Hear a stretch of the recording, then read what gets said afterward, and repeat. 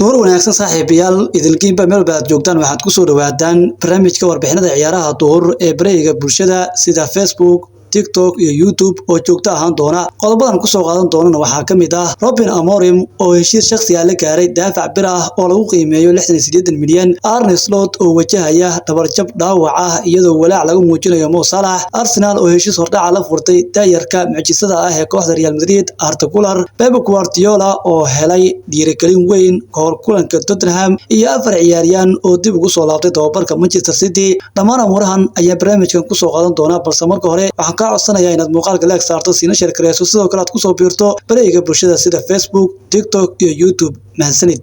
aan ku bilaabo Ruben Amorim ayaa si dhaqso ah ula hadlay daafac bir ah oo lagu qiimeeyo 68 milyan si uu u noqdo saxiixiisa ugu horeeya ee Manchester United iyo Amorim waxa ay tartan kala kulmayaan kooxaha kale ee Premier League. Ruben Amorim ayaa la sheegay inuu si shakhsi ah ula hadlay bartilmaameedka uu doonayo inuu noqdo saxiixiisa ugu horeeya isagoo ah tababaraha Manchester United. Amorim ayaa isku diyaarinaya inuu markii ugu horeysay hogaamiyo Manchester United marka ay xadda booqdaan kooxda Ipswich Town. Tababaraha reer Portugal ayaa hogaamiyay tababarkiisii ugu horeeyay Isniintii iyadoo 39 sano jirkani si degdeg ah uga shaqeynayo inuu kooxda ka dhaqangeliyo nidaamkiisa 3-4-3. waxaa jiray calaamado hore oo muujinaya ciyaartoyda loo maleynayo inay ka soo muuqan karaan kulanka Ipswich Town ama toddobaadyada soo socda iyadoo Luke Shaw uu ka ciyaaray booska daafaca dhexe ee bidix kulan ay kooxdu ciyaartay halka Marcus Rashford uu ahaa weeryaanka kaliya. Si kastaba haatee waxaa suuragal ah in Amorim uu doonayo inuu kooxda u kordhiyo ciyaartoy kale iyadoo United ay ku dhibaatoonayso kaalinta 13aad ee kala sareynta horyaalka Premier League.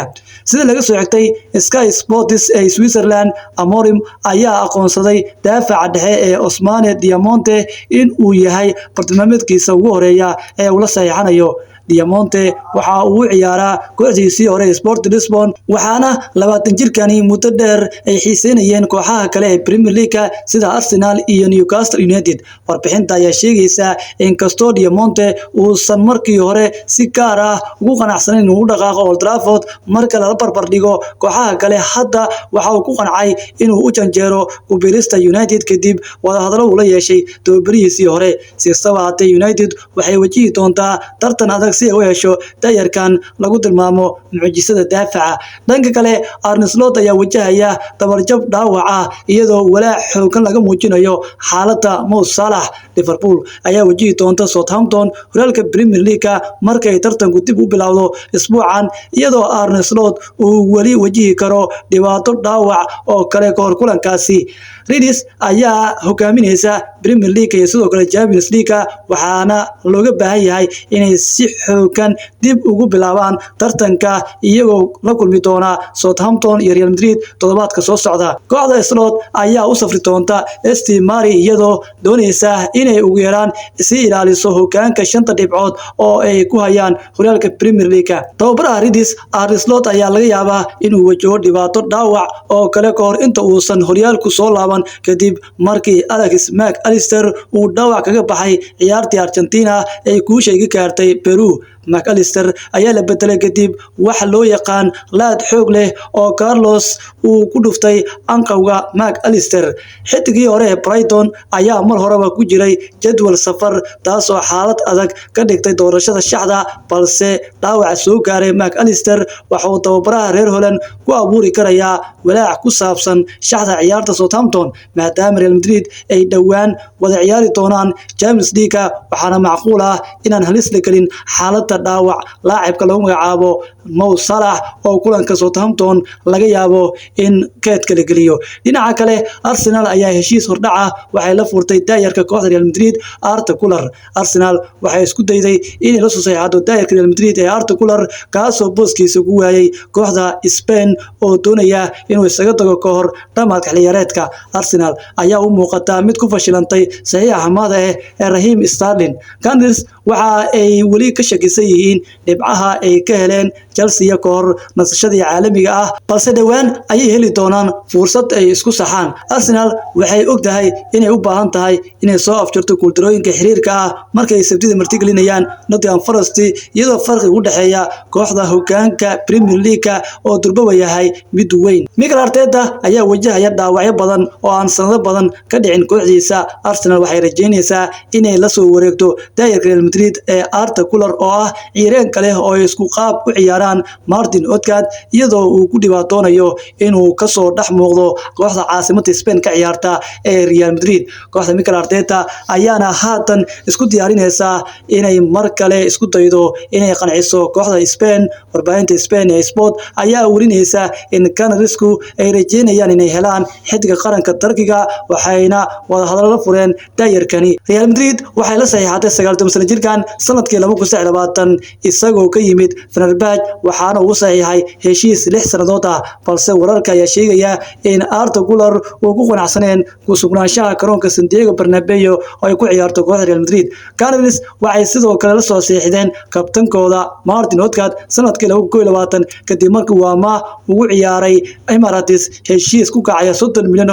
Odegaard waxa uu ahaa xiddig lagu tilmaamay daayir mucjiso ah markii Los Blancos ay la soo wareegtay wax yar kadib markii uu dhameystay 16 jirnimadiisa. Odegaard waxa uu saftay Real Madrid kaliya 11 kulan, waxaana uu amaah ku joogay kooxda Hirven Vicente iyo sidoo kale Real Sociedad ka hor inta aan kooxda La Liga aysan ka iibin kooxda kubadda cagta Arsenal. Dhanka kale, Jack Grealish ayaa ka mid ah 4 ciyaaryahan oo dib ugu soo laabtay tababarka Manchester City, iyadoo Pep Guardiola uu helay dhiirigelin weyn ka hor kulanka Spurs. Waryahanka Manchester City Jack Grealish ayaa ka mid ahaa 4 walaac oo dhaawac ah kuwaasi oo lagu sawiray tababarka kooxda Arbacadii shalay. Grealish uma uusan ciyaarin Manchester City tan iyo markii uu bedel ku soo galay ciyaartii 2 gool ay kaga badiyeen Wolverhampton Wanderers 20 Oktoobar. Inkastoo lagu qasbay inuu seego 6 kulan ee ugu dambeysay, Grealish waxaa lagu daray liiska Leicester Day, kooxdii ugu horeysay ee England ee ciyaaraha UEFA Nations League ee Greek iyo Republic of Ireland